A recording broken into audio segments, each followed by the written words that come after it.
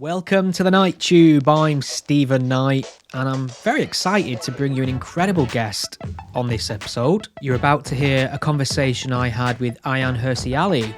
I'm sure she really needs no introduction for most of you, but Ayaan is an ex-Muslim activist and courageous champion for human rights. She's also a staunch critic of Islam, of course. Her story of escaping fundamentalist Islam in Somalia and all the horrors that had to offer is well documented in her 2006 book Infidel, which I'd highly recommend. She obviously found sanctuary in Europe, thankfully. And given all she went through to get to Europe and what she experienced there and subsequently ending up in America, you'd have forgiven her for sort of just keeping quiet and choosing the comfortable life. But of course, Ayaan doesn't know how not to be Ayaan. So she's continued to bang the drum about fundamentalist Islam and human rights ever since, which also brought her nearly as much trouble in Europe, being forced to live a life under credible threats and round-the-clock security. Ayaan's also a huge inconvenience to the progressive left. She's non-white, she's a woman, she's a victim of violent theocratic misogyny, although doubtless she wouldn't approve of the word victim. But she also has the audacity to criticise Islam and vocalise concerns about mass immigration, which produces a fair amount of moral confusion in third-wave feminists and the progressive left, who unfortunately largely abandoned her. So, continuing this theme of being ahead of the curve on controversial topics, she has a new book out. It's called Prey: Immigration, Islam and the Erosion of Women's Rights. It's out now, and the book begins with the statement, "This is a trigger warning for the entire book. Reading it, you should be triggered." So in the book, Ayaan makes the link between the erosion of women's rights in the West with immigration from Islamic countries, with a focus on sexual assaults and archaic attitudes. There's lots of data to be found in the book and case studies in the book around this topic, but it is a notoriously difficult area to obtain helpful data, as is outlined in the book. But I'd recommend the book purely on the grounds that it is argued in good faith. It's underpinned by a desire to disempower the bigots, the populists and the far right. But with everything, give it a read, make up your own mind. I personally found it to be well argued and I'm happy to recommend it. So I'm really glad we got to speak. Ayaan is somewhat of a personal hero of mine. So it's just a joy to see her still fearlessly wading into taboos and consequential issues. So if you've enjoyed hearing from Ayaan, completely subvert the spirit of social media by letting her know on Twitter. I know it makes all the difference when people send a few kind words in your direction when you've made something or you've put your voice out there. You can find Ayaan Hirsi Ali on Twitter at Ayaan. That's 2 A's in Ayaan, Ayaan. Quick reminder that this show is a one-man operation. It's entirely audience supported, so I work for you. So if you appreciate it and enjoy the guests I'm bringing you each week, please consider supporting the content via Patreon. So that's patreon.com/gspellchecker. Wherever you're listening to this or watching it, you can also help by sharing it about a bit on social media, leaving a like, leaving a comment or leaving a review. Enjoy!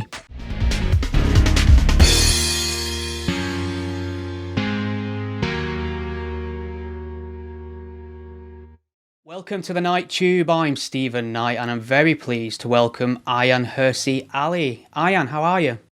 I'm doing great. Thank you very much. How are you? Thank you for having me on. Entirely my pleasure. Believe me, I've been looking forward to speaking to you for a long time, so there's plenty to get into. You've just released a wonderful new book, Prey: Immigration, Islam and the Erosion of Women's Rights. All really kind of quaint, non-controversial topics as usual. Do you ever wonder whether you could just give yourself an easier time and write about something fluffy for a change and just have a comfortable life? Like a cookbook? Maybe a cookbook, yeah. You're well travelled. I'd read an Ayaan Hirsi Ali cookbook. Yeah, or maybe a book on gardening or maybe on beauty and wellness, something like that. Why not? Yeah. Oh, that'd be wonderful. Well, I mean, it might be worth talking about a topical event, which it's kind of topical as we're recording, but the way that the outrage machine works, it might not be topical by the time this podcast comes out, but I was very pleased to see you defend Richard Dawkins. He's been trending on social media and making news headlines lately for some comments he made on self-identification on Twitter. And a lot of American atheist, secular, humanist organizations took a very strong line against him, condemned him, rescinded an award he'd received in 1996. And you called this cowardly and scandalous, which I think was absolutely correct. So have you got a sort of idea of what's going on in the States with these groups? What's taken hold to get to the point where they're treating someone like Richard Dawkins, an absolute champion of humanism, in such a terrible way because of some very benign statements he made on Twitter? And I think it's all the more astonishing that this was done by the Humanist Association of America. You have to wonder what exactly it is that association does. You set up such a thing, and I'm vaguely acquainted with them. But I thought that they set that up to promote reason and critical thinking, discussions on everything that's going on. But one thing that is supposed to distinguish humanists from all others is that, we are reasonable people. And we can take, no question is too offensive, or, we say that we're different from the religious lot because they get preemptively offended. They have blasphemies and things like that. And so for them to rescind an award from 1996 for one of the most benign questions of our time, and I really thought it was a good question, by the way. If you can change your gender and gender is fluid, why should race not be fluid in the age of identity politics? I've noticed no one's attempted an answer. No one has attempted an answer because everyone is now in this incredible time where people are either too scared to say anything, and then you leave the stage to the mad people who want to silence us all and who want to divide us based on our skin colors and gender and all of these other things. And so, I mean, of course, Richard Dawkins, I'm just so glad that he's choosing not to be silent and to carry on. It also shows that he's not just against religious dogma or the traditional religious dogma with, God and a hell and a heaven, but also this pseudo-religion that is of secular origin, but just as close-minded as the traditional religions, and in some ways probably even worse because it's new and self-righteous in ways that, all this talk of justice, when in fact all they engage in is injustice and the pursuit of power. It's amazing. Yeah, I mean, at least Christianity has the concept of forgiveness. And I mean, I never thought someone as firebrand as me would be talking up Christianity in 2021, but there we are. I mean, there's been some sort of discussion and debate about where you are now in terms of your religious identity. Do you still identify as an atheist? There was some sort of rumblings about whether or not you might be a Christian now, and if so, is that right? I do identify as an atheist, a humanist. Still, I know the more unreasonable we become as human beings, the more challenging it is to call yourself a humanist. But yes, I do, think that the evolution theory, I find that's more appealing, say, than the explanations, religious explanations for the existence of a world and for our existence and way to explain the world. But over time, obviously, I have come to see that religions are in fact different. And so you mentioned that Christianity has this concept of redemption, and a lot of tolerance is built into it, especially the New Testament. And it's very important to see these distinctions. I was raised, as you know, within Islam, and it's very, very different. And so even though I note these differences and I say your Christianity is more evolved, let's say the Judeo-Christian tradition is more evolved than the Islamic traditions. And then now we are confronted with this new thing.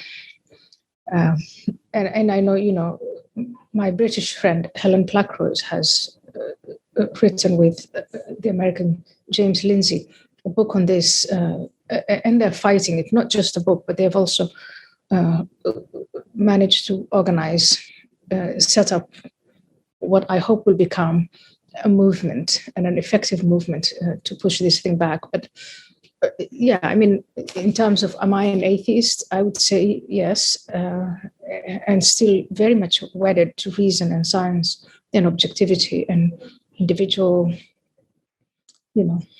freedom and dignity. So yeah. Well, I mean, in one of your previous books, Heretic, you really pushed and supported this idea of Islamic reform, and a lot of people sort of perceived that as you finding a more less firebrand approach to the topic of Islam, more of a middle ground. And we've seen in like recent times, or recent weeks actually, the Quilliam Foundation close its doors. Maajid Nawaz, who I know is a friend of yours, is no longer running that organisation. It no longer operates. And I'm just wondering, from when you wrote that book and you was sort of pushing for the idea of Islamic reform to today, are you still strong on that idea? Do you think it's an achievable goal? Do you think it's something we should be advocating for over, say, out and out disbelief? So Maajid Nawaz and I have had these conversations for a long time. Do you think we can bank on a reform, meaning a modification of scripture, or getting enough people around to have a consensus around things that should be left in the 7th century and not carried through to the 21st? And Maajid makes this distinction between, Islam and Islamism. And with Quilliam, what he wanted to achieve was to expose the Islamists and their backward progressive agenda and get most Muslims to adopt a more tolerant and, there goes the word again, humane or humanist approach. And the fact that Quilliam had to close its doors shows just how challenging that is. Yeah.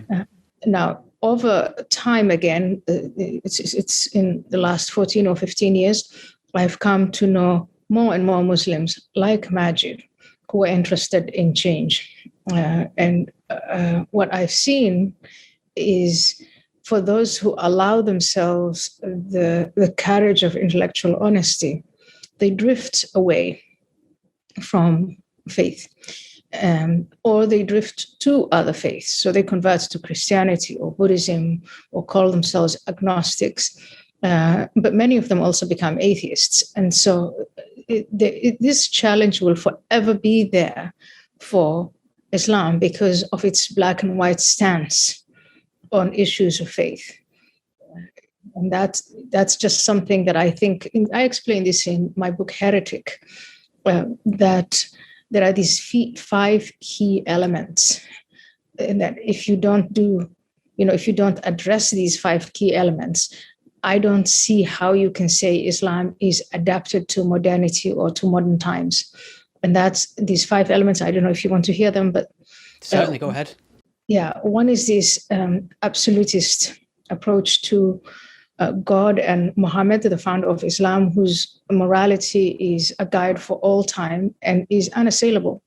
And as long as you have that notion of you can't criticize Muhammad, then you can't change anything. You can't criticize the Quran, so then you can't change anything. And then the second concept is this idea of the hereafter. I know that all religions have hereafters and promises of eternity and the good life after we die and all that. But with Islam, the emphasis lies so much on the hereafter that life on earth right now is just seen as transitory, and you don't have to invest that much in it. You don't work. You just really work. You put all of your effort into what you might achieve on the hereafter, and that turns it into a cult of death. And I think that's an unintended consequence, but it is there. And then the third is this whole body of law called Sharia law. The fourth is this concept that most Westerners barely understand. It's called commanding right and forbidding wrong. I have to say, I find the woke people engaging in this commanding right and forbidding wrong. Yeah. But it's having one believer tell other believers to pray and fast and stay within the fold. And, if you stray, you're going to be pulled back by other believers. And then finally, the fifth is the concept of jihad, which is holy war against the infidel. And so if these five concepts are addressed and adapted and modernized and moderated, then I think Muslims have a chance of getting their religion to evolve just like Christianity and make it more humane. You'll always have fringes, you'll always have extremists. But it would be great if, for the large majority of Muslims, if they invested time and effort and courage in adapting these five principles. You've been on the front line of this conversation for such a long time, right at the beginning, before many people were taking up the charge against the problem of Islamic fundamentalism. And I was just wondering if I could get your opinion on whether or not there's been any shift in attitudes, in the sense that people are more receptive to the conversation about the problems within the Islamic faith and the Islamic world. I mean, we've seen the rise and fall of the ISIS in this period. I'm just wondering, are you finding conversations on this topic easier or harder now? I find it easier, and I'm more optimistic about it. And I'll give you a few examples. This phenomenon that was labeled the Arab Spring, when a number of Arab countries, the population stood up and decided to get rid of their tyrants. I think what happened in Egypt when Mubarak was deposed and Mohammed Morsi, the leader of the Muslim Brotherhood, was elected, the response from the population, and I know it just, they got themselves another dictatorship. But in any case, their rejection of Sharia law, because that's what Morsi was promising, was government by Sharia law. Their rejection en masse made me think, wait a second, it's not, there's a large swath of Egyptians who don't want that. So that's one example. Another example is what's happening now in Saudi Arabia. This crown prince, I don't know what to make of him. But right now, what we've seen of him is he does have that tyrannical impulse, chopping up journalists in foreign countries, that sort of bizarre attitude to power. That's a given. It's a fact. We can't ignore it. We have to deal with it. But on the other hand, he's embarked on this mission that he calls Vision 2030, where he wants to modernize Saudi Arabia. And if Saudi Arabia is modernized, I think most people don't understand that it is going to actually have an impact on almost all of the Sunni world. But, granting women some rights to drive, shedding the male guardian, allowing entertainment, concerts and sports and things like that to come into Saudi Arabia, developments like that make me optimistic. And then aside from that, if you go online, Facebook, Twitter, and so on, you're going to see more and more people who were born and raised within Islam, many of them, who had subscribed to radicalism, moving away from that. And so I'm really much more optimistic than I was 15 years ago. And I didn't think that things would move that fast. That's wonderful to hear. Yeah, ISIS has been defeated. It is regrouping, and Al-Qaeda is regrouping. All these terrible organizations, terrorist organizations, are regrouping, but they're now establishing themselves in Africa. Very, very unfortunate. And other weak, places where they find vulnerability, that's where they go and establish themselves. But the young people with some level of education, high school or beyond, don't seem to be as attracted to the Islamist message and agenda as, say, in the 1980s and 90s. So I see some hope. That's good to hear. So in your new book, Pray, you spend a portion of the book talking about the various carnations of feminism, the various waves, where they led to where we are now. And to many people who follow your work, who admire what you do, which I would imagine the majority of my listeners, that they would view you as someone who should rightly be considered a mainstream feminist icon. But I think it might be, I mean, it's fair to say that you're not a mainstream feminist icon in that sense. And feminism in its current guise seems to shy away from issues within the Islamic world, to put it nicely. And I've always wondered if you personally have ever feel betrayed by the modern mainstream feminist movement, given your story, given, I mean, what you achieved, what you've managed to do, seems to me to be one of the biggest advertisements for feminism imaginable, yet mainstream feminist support is strangely difficult to obtain. I wouldn't use the word betrayed. I'll use the word baffled. Right. Puzzled. Why are people who've organized themselves around the mission of protecting the rights of women, why are they negligent when it comes to some women, minority women, immigrant women, Muslim women, who are even more vulnerable than anyone else? In my book, Pray, I think the vulnerability is about working class women. In various European countries. So why are feminists not coming out in large numbers and demanding that the rights of these women be defended? I had a podcast last week, which I haven't dropped yet. I've started my own little podcast thing. And I spoke to Christina Hoff Sommers, who really is an expert on the history of feminism. And she makes these distinctions. She talked to me about what she calls freedom feminism versus the type of feminism that we're all decrying. And she calls it fainting couch feminism. Right. That works. And she describes also what these fainting couch young women are agitating for, and the fact that they have their mission is we hate men, and they talk about toxic masculinity, and they claim that they feel unsafe even though they're attending one of the best, some of the best universities in the world. They are middle class or upper middle class. But they use words like trauma, and they're traumatized and they're constantly angry and so on. So it's that feminism, I think, that is drawing a lot of attention to itself and away from freedom feminism. But freedom feminists are there. It's just that we are not as loud, and we're not as dramatic, and we don't attract as much attention, but we are there. But having said that, I still think when it comes to white Western feminists, they still have a sort of inhibition when it comes to naming and shaming the misogyny against minority women, women of color, immigrant women, Muslim women. There's still that reticence of, well, if maybe it's their fight and I shouldn't say anything about it. I don't want to be seen as colonial or Eurocentric or xenophobic, and so there's, and I wish that we could get rid of that barrier.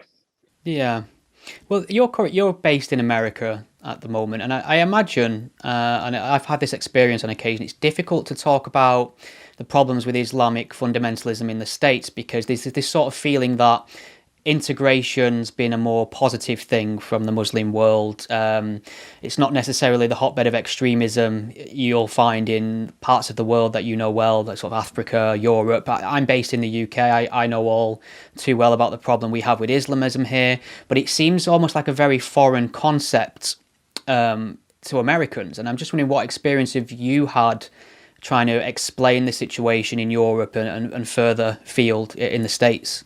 I think the States is different, number one, because of 9/11, 2001.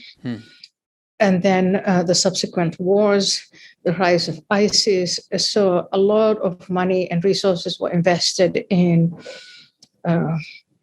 trying to figure out Islamism on a local level. Now, having said that, even though in the US, they've been able to prevent the sort of terrorist attacks that you now see in France and in the UK. And we've had some here on American ground, San Bernardino, Orlando, Fort Worth, Texas. So we've had a few attacks here, some of them relatively big. But I think the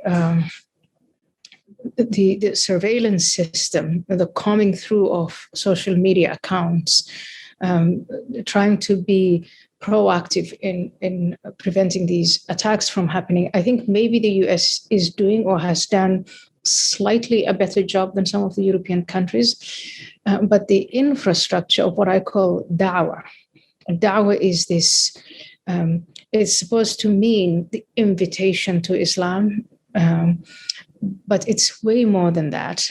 There is an infrastructure that's all about trying to convince Muslims to reject Western values, American values, and adopt the Islamist stance, and in fact, to convert more and more people to Islam. So in America, the latest I have read on these details is that maybe about 100,000 people who were born Muslim leave Islam in America. Right. But about 100,000 people who are not born into Islam are converted to Islam. Right. Many of these people are from vulnerable communities, African American, Hispanic, communities that are challenged. So I don't want us to pretend that, things are just fine in America. Maybe we're slightly better than Europe, but it's absolutely not fine. Now, in France, the UK, some of the Scandinavian countries, particularly Sweden, there was this attitude of, we are going to fight or go after these terrorists or real extremists from whom we fear terrorist attacks. But I think in Europe, we really failed to go after the infrastructure of Dawah. And that is the indoctrination effort. And we are going to pay a very high price for that. And you can see this in France. There's been another attack again today. Yeah, a police officer, wasn't it? I saw that's been investigated as a terror incident, so I'll be keeping an eye on that as it unfolds. In your book, Prey, you sort of really talk up the idea of Western values, and you champion them as a response to the threat of Islamism and something we should defend. And I was just wondering, what do you consider Western values, and what makes them Western values as opposed to just sort of universal values? Honestly, these are universal values. If you say freedom, bodily integrity, equality before the law, tolerance, these are universal values, but they were first shaped in the West. The institutions that promote these values were established and developed in the West. And so, yes, there is such a thing as Western values, Western civilization, and I would almost always just talk about them as Western values. But then people who want to reject that, such as the Islamists, will say, well, the issue of men and women being equal, or all religions, tolerance for all religions, tolerance for homosexuality, that sort of thing, that's Western, that's not us. We have our own, specific human rights. And then the Chinese also claim that they have their own specific human rights. And then I think that's where the label Western gets attached to values, principles, things that I think are universal. Who doesn't want to be free? Who wants to be a slave? Who wants to live in, an environment of very little tolerance?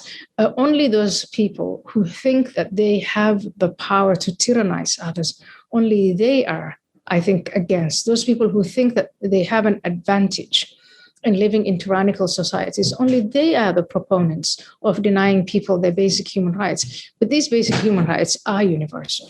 Yes, fast, well established in the West and promoted from out of Western societies into the rest of the world, but very much universal. So, I mean, would you say that in terms of the problem of Islam growing and taking root, the indoctrination is probably the biggest thing we have to address in terms of, faith schools and closed off communities. I mean, how would one even begin to address that? Because we seem to have, and certainly it's true of the UK, parallel communities at times. We have this idea of multi-culturalism, but all these different cultures are completely separate and don't, very rarely interact. How are we supposed to change that mindset and societal system that we already have? If you take something away, you have to give something in return. So if you say to communities that are now listening to Islamist leaders who are providing them with moral guidance, with all sorts of values, I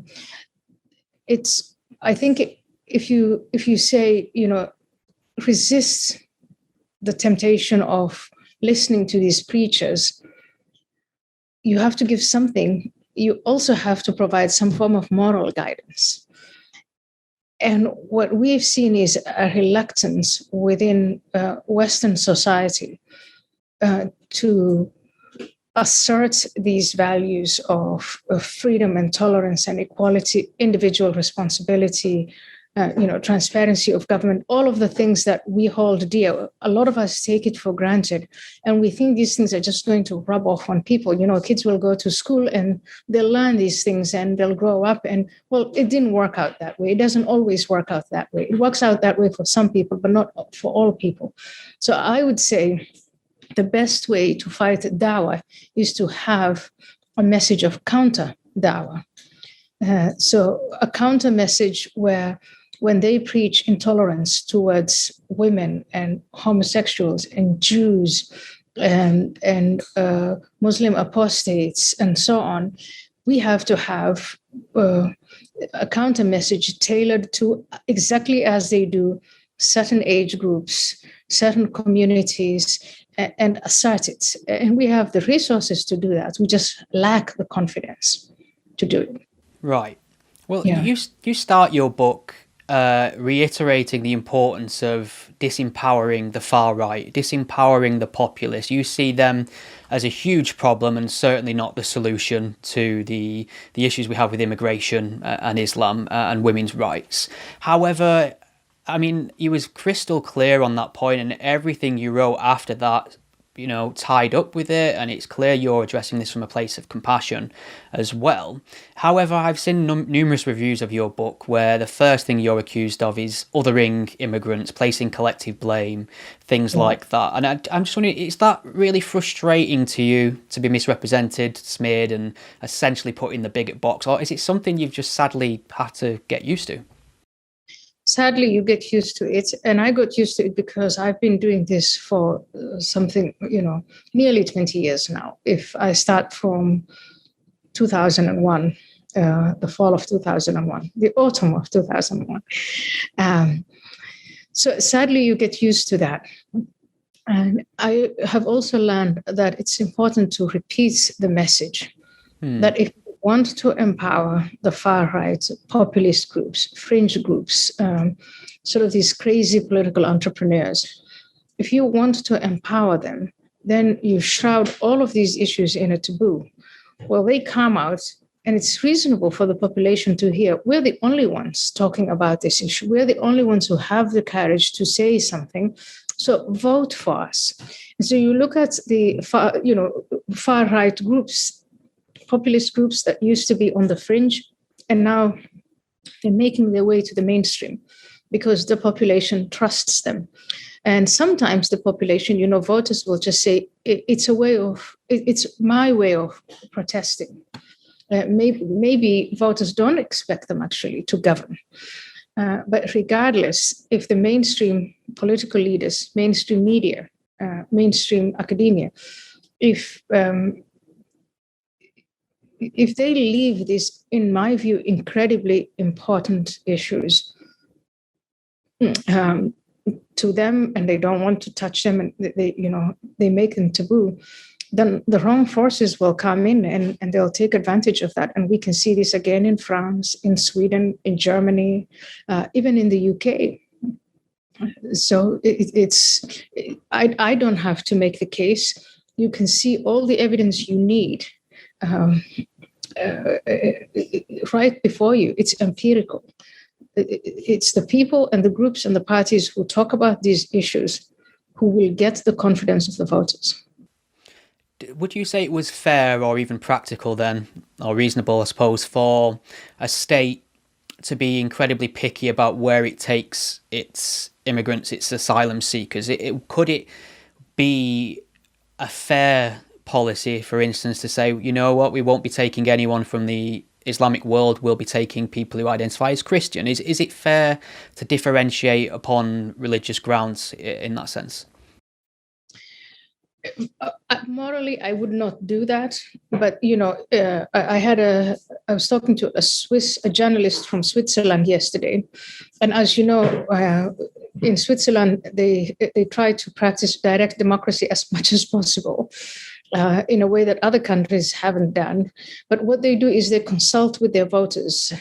And it is the outcome, it is the people who are being governed who dictate to the political leadership what it is that they want and they don't want and how they want to be represented. And so from that perspective, I like that bottom-up feel, And I think that saying we're not going to take anyone simply because of their religious background or ethnic background, I think that's wrong.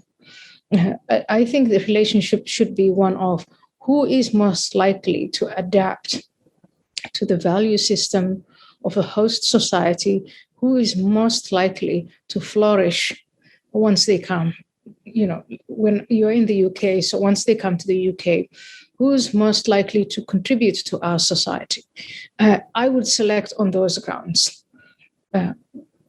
And we now have, decades of experience in terms of those who have come here and who've actually excelled, and those who are struggling, and those who have completely failed. So we have something, it's not like, we're just being faced with new immigrants today. We've been having immigrants for decades and decades.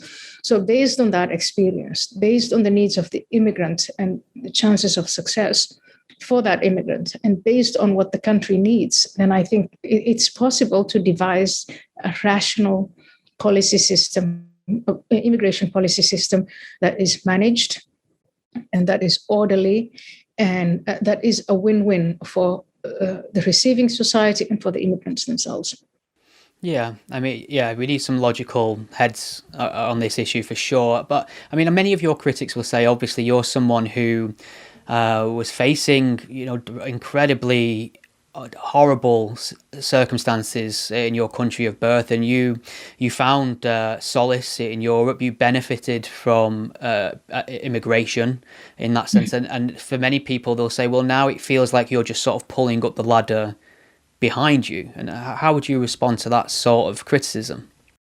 Well, it's because I've benefited so much, and because I am an immigrant, that I feel responsible to actually take part in this debate and say, look, because we don't want to close the gates behind us and for all immigrants, I want immigration to continue.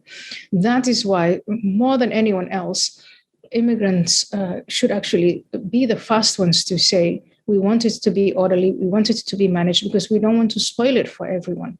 If people are going to make their way here and then engage in all sorts of criminal acts, the subject of the Book of Prayer is sexual violence against women.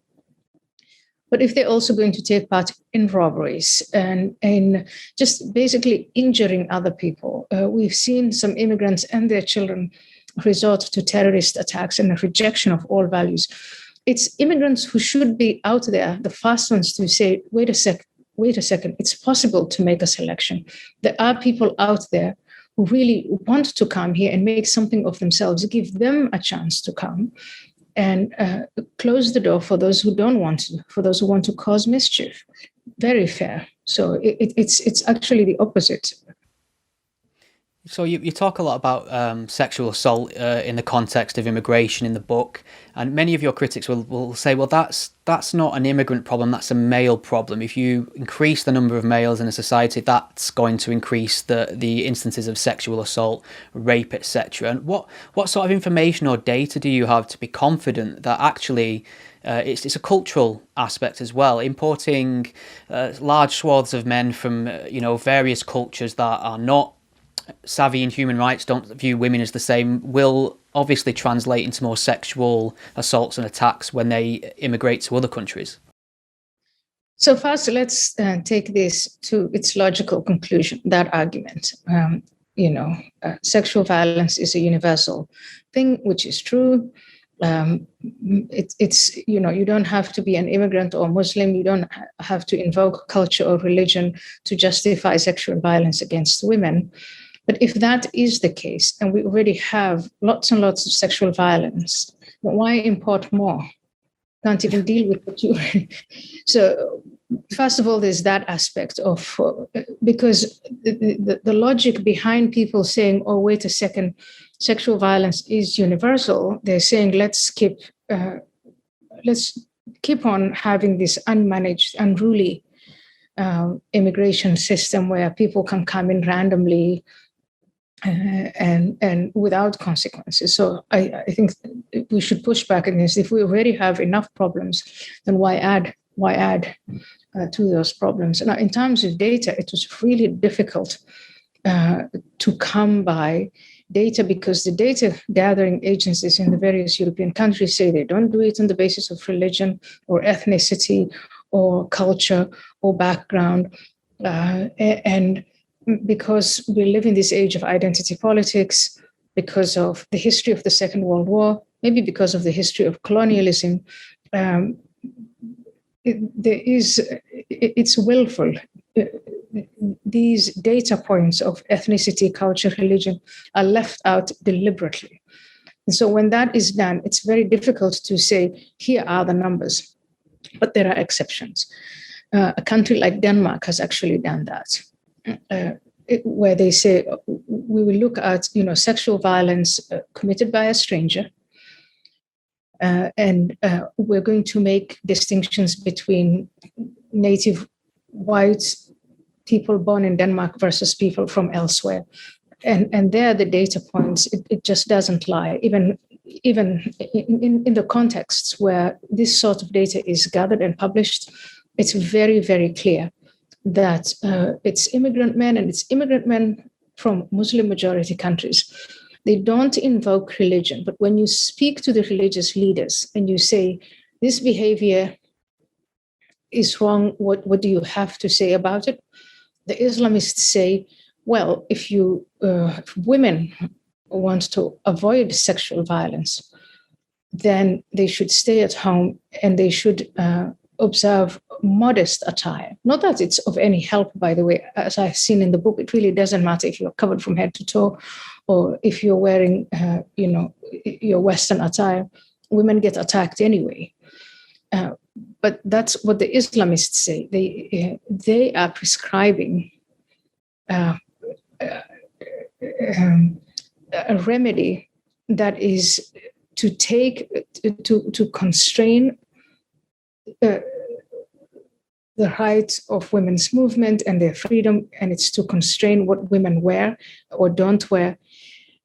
That is their answer to the sexual violence committed by these men. And the police, the criminal justice systems, the media, I really feel sorry for European media because they can't win. If they report, they're damned. If they don't report, they're damned.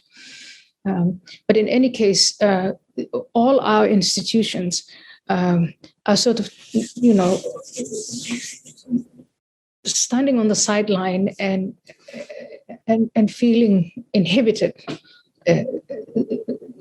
expressing regrets that there are victims of sexual violence, and that is as a result, the increase in sexual violence is as a result of immigration. But at the same time, feeling quite inhibited to say who is doing it and why. And as long as we don't understand that, then we won't be able to address the issue. Well, we mentioned the late, great Christopher Hitchens before we started recording, and I know he was a personal friend of yours, and I know he thought very highly of you, spoke very highly of you. And how much do you think his voice is missed on today's issues? Well, I miss him desperately. I think we miss him desperately. I always ask myself, every time we get a new crazy headline, I think, oh, what would Christopher Hitchens make of this? What would Hitch make of this? I miss him. What would he say of the Humanist Association sending Richard Dawkins Award? Or the other day, this came from the UK, that universities are saying, testing for spelling was a form of racism, or Yeah. I remember reading the headline and thinking, give me back my school fees. That's what parents should say. There seems to be in a constant competition now to outdo each other, to out-woke each other with some ridiculous proclamation about whatever's racist. I think cheese was racist in the UK the other week. I'm struggling to keep up with all the ways that I'm racist. Yeah, I think the problem is much bigger. I don't know. Maybe the grass is always greener on the other side, but I have a sense that maybe the Brits are really standing up to it. And it's my husband is British, and he tells me all the time, this is just not going to fly in the UK. But here in the US, it's just madness. Elementary schools, high schools, these things started in the universities, but now in corporations, the police force, these crazy people who are going defund the police. They have actually achieved one thing, which is they've disincentivized police officials, people from, signing up for the police academy, and if you're a policeman, from just doing your job. And so we have now wave after wave of crime, and people are being killed. So it's really tragic to see what's happening. But yeah, you're right. And I wonder what Hitch would say about all of this, people trying to outdo one another. Yeah. In wokeism. And I think maybe the more ridiculous it gets, the more the general population will just say, okay, this is it. We're done now. I hope that's true. I mean, there's the phrase, isn't the America sneezes and the world gets a cold. So we have to be very on point in the UK and guard our principles, I feel. But Ayaan, this has absolutely flown by. I'm so happy that I got to speak to you. I really love the book, and I always keep an eye on whatever it is you're up to. So this has been a pleasure, and I hope at some point you get to make it back to the UK. I look forward to coming back to the UK after this pandemic is behind us. Well, thank you so much, Stephen. It's just wonderful talking to you. Excellent. Thank you. Take care. Thank you.